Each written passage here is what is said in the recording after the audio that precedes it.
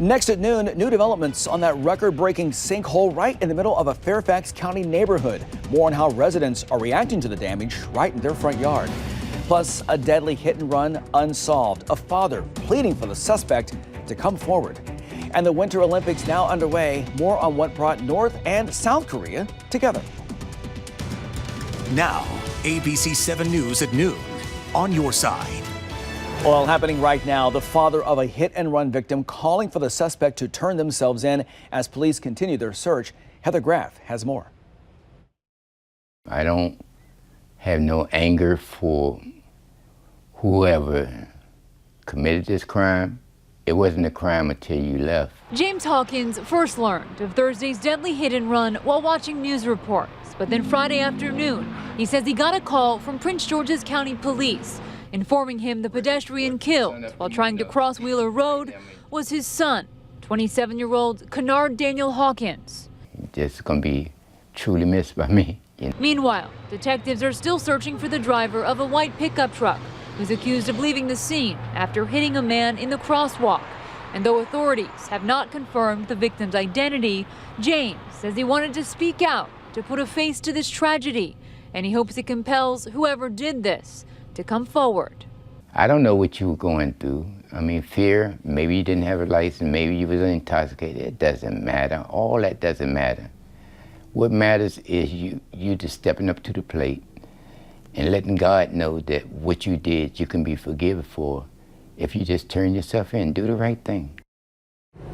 Again, the vehicle that was seen leaving this intersection on Thursday night is described as a white pickup truck with a ladder on the top or the side. If you have seen that vehicle or have any information about the driver in this deadly hit and run, detectives want to hear from you. Reporting in Oxon Hill, Heather Graff, News Channel 8.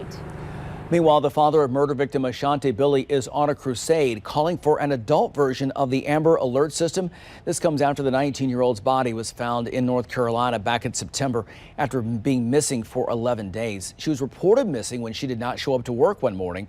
Now, her father says he wishes he had a way to quickly alert the public that she was missing. My thing is, if anybody come up missing, we should be willing to have that will and desire to find them, look for them. And I look at, just the recent issue with the Jolie Musa. That was devastating. Virginia Delegate Jay Jones is pushing for a bill called the Ashanti Alert that would address that gray area when adults go missing. The man who fatally stabbed an American University graduate on a red line metro train will spend 35 years behind bars. That's the sentence for Jasper Spires, who killed Kevin Sutherland on July 4th in 2015. Spires stabbing Sutherland 30 times and then kicking him repeatedly before leaving him to die. It was all caught on surveillance video, which was shown during the trial. We always, I think, still in the back of our mind think Kevin is going to come home. But nothing makes it more real than having to sit down and explain to a judge the impact that your son's murder has on you. That 35-year sentence was the maximum possible under the plea deal reached in the case. Water has now been restored to one neighborhood in Fairfax County. A huge sinkhole opening up along Twin Brook Road yesterday. Look at this video taken from SkyTrack 7. The road opening after two large water mains ruptured, and it quickly grew to 100 feet long and over 25 feet wide. Officials say you should still expect traffic delays in that area for the next couple of days. Well, this rainy weather certainly is not going to make it easy for them to kind of get that all squared away and back to normal. Our meteorologist Molly Cocker right now in the Storm Y7 Weather Center with the very latest forecast. Hey, Molly. Hey Larry, here's a look right now at some weather alerts we need to bring to your attention. The rain ongoing, so flood watch remains through the evening hours. The lighter shaded green areas, those are flood warnings that remain in effect for the rest of this afternoon. Ongoing rain. Here's a look at our radar. You can see the brighter shades of red, oranges and yellows moving to the east of I-95 and now moving into the metro. So take it easy. We have seen reports of some closed roads due to all of this wet weather. Now, as we go hour by hour, I think we will start to watch the rain taper off after after about lunchtime today through the evening hours, turning a little bit more scattered like. But by tonight, a cold front arrives, gusty winds, and the potential for a few thunderstorms. Also pay attention to our temperatures today, certainly well above average. Here's a look at the early half of the week. We'll cool down Monday into Tuesday. Still a few lingering showers in southeast Maryland tomorrow morning. But then the roller coaster ride of temperatures continues. We're in the mid-50s on Wednesday, mid to upper 60s by Thursday. And with that, another chance for some wet weather. Larry? Okay, Molly, thanks for that. Well, shocking news out of the White House as another staffer has now resigned amid accusations of abuse. He's the second White House official to resign this week. And as ABC's David Wright reports, he may not be the last. 45-year-old David Sorensen resigned as a presidential speechwriter after his ex-wife accused him of being violent and emotionally abusive during their 2.5-year marriage. Sorensen denies the allegations, but according to the Washington Post, which broke the story, he says he stepped down because he didn't want the White House to have to deal with this distraction. The president was already struggling to absorb the resignation of former Staff Secretary Rob Porter amid allegations he abused both his former wives. We certainly wish him well. It's a obviously tough time for him. He did a very good job when he was in the White House, and we hope he has a wonderful career, and hopefully he will have a great career ahead of him. But it was very sad when we heard about it, and certainly he's also very sad. Now, he also, as you probably know, he says he's innocent, and I think you have to remember that. He said very strongly yesterday that he's innocent. The president expressed his sympathies for Porter, who vehemently denies the allegations, but made no mention of the two women. Both of Porter's ex-wives went public. One, Colby Holderness, released this photo of a black eye she says Porter caused.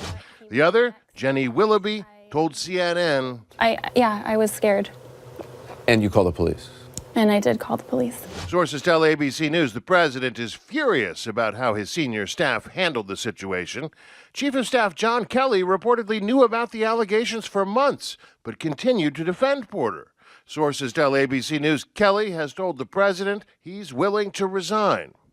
This isn't the first time President Trump has come to the defense of a man accused of sexual misconduct, whether it's broadcaster Bill O'Reilly or Alabama Senate candidate Roy Moore. What do you say to women? Let me just tell you, Roy Moore denies it. That's all I can say. He denies it. And by the way, he totally denies it. Or even himself, when more than a dozen women accused him of misconduct after what he said on that Access Hollywood bus. Oh, that was David Wright reporting. Meanwhile, President Trump declining the release of a memo written by Democrats about the Russia investigation. Last week, the president released a memo on that same subject that was written by Republicans sitting on the House Intelligence Committee. Democrats say their memo addresses points that the GOP version overlooked. Now, the White House says it won't declassify the Democrats' memo because of national security issues. It could be a sign of improved relations between North and South Korea. We are learning earlier today South Korea's President Moon Jae-in receiving an invitation from North Korea to attend a summit there. The invitation coming during a lunch including President Moon and the sister of North Korean leader Kim Jong-un. She is in the South for the 2018 Winter Olympics. The lunch is being called the most significant diplomatic encounter between the two nations in years. A scary moment for Canadian Prime Minister Justin Trudeau as his motorcade crashes during a visit to California. Fortunately, Trudeau's vehicle was not involved in the accident. Authorities say that an SUV pulled out in front of the motorcade that caused the motorcycle to crash into the vehicle. An officer and a person in the SUV both taken to the hospital, both with non-life-threatening injuries. Coming up next, as the death toll increases during this flu season, there may be a new threat to your health. Plus, my son, it is your time. The Smithsonian National Museum of African American History and Culture is giving you a free access pass to see Marvel's new blockbuster Black Panther movie. How you can get your hands on these hot tickets coming up next.